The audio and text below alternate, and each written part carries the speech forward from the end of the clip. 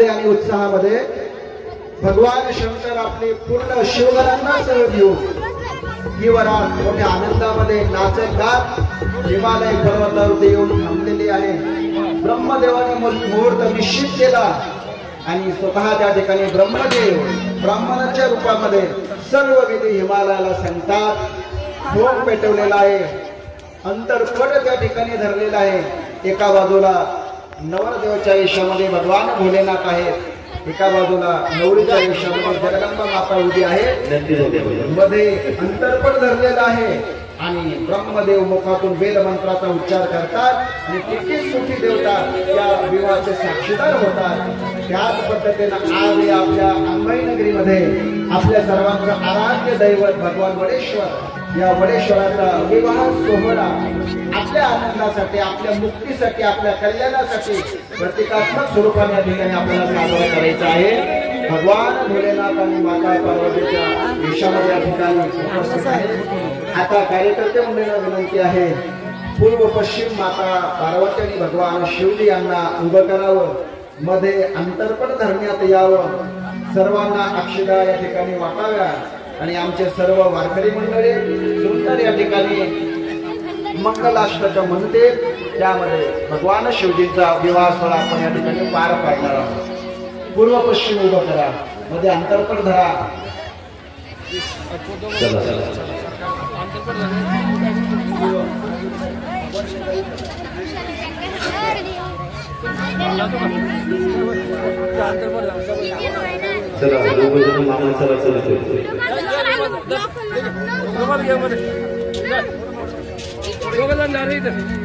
मध्ये अंतरपट धरा।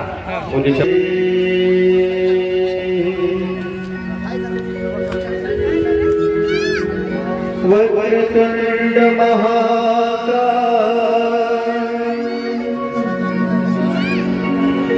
सूर्यकोटि समप्रभ निर्विघ्नं कुरु मे सर्वकार्येषु सर्वदा शुभमंगल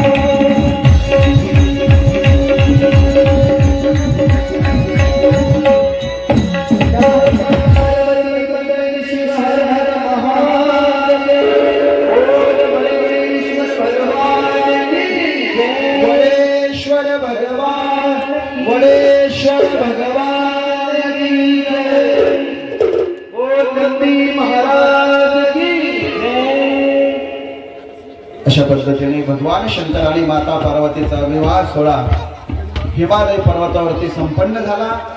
ब्रह्मदेव त्या ठिकाणी माता पार्वतीचा हात भगवान शंकराच्या हातात देतात आणि हातात देताना हिमालय पर्वत विनंती करतात, इमाम कन्याम तुभ्यमेहं ददामि परमेश्वर भार्यार्थम परिगृह्य प्रसीद सकलेश्वर।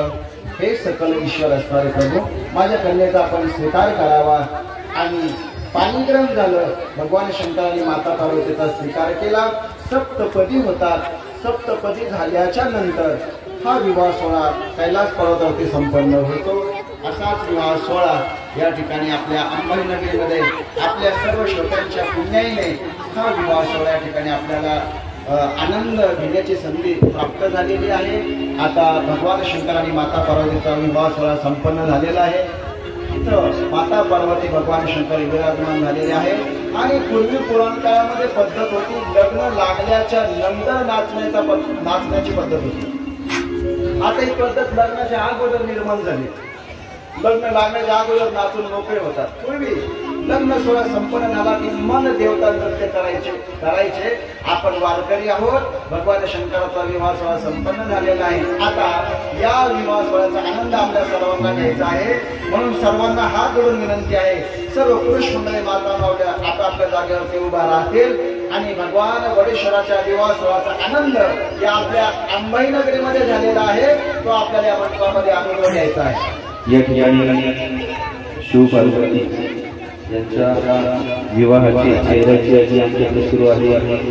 राजू कठाळी 10 रुपये, संजय अप्पा नगरे 10 रुपये, सुभाष कठाळी यांच्याकडून तिघांकडून 10-10 रुपये आहेर आलेला आहे। धन्यवाद। ज्यांना आहेर करायचं असेल अशोक दादा सोनवणे यांच्याकडून देखील 50 रुपये आहेर आलेला आहे। धन्यवाद।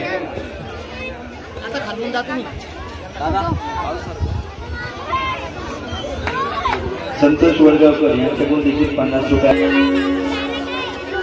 भगवान शिंदे यांच्याकडून देखील 10 रुपये आलेले आहेत। धन्यवाद।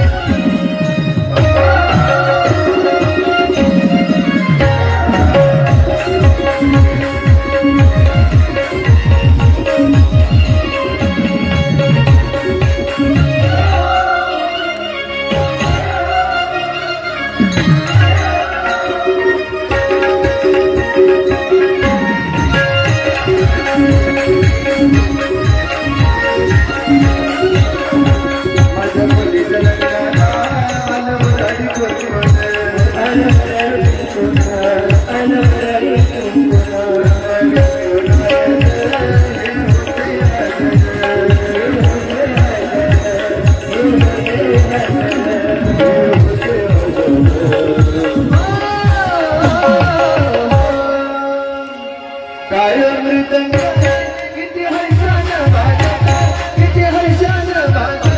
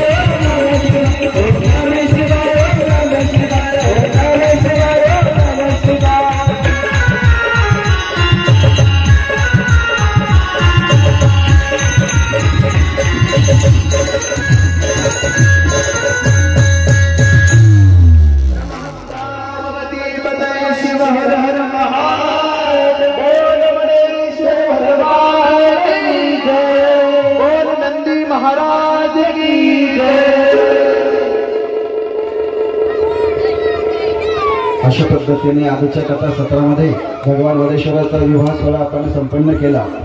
उद्याच्या कथा सत्रामध्ये कार्तिकेय स्वामी यांच्या जन्माची कथा, गणेश जन्मकथा आणि गणेश विवाह कथा. भगवान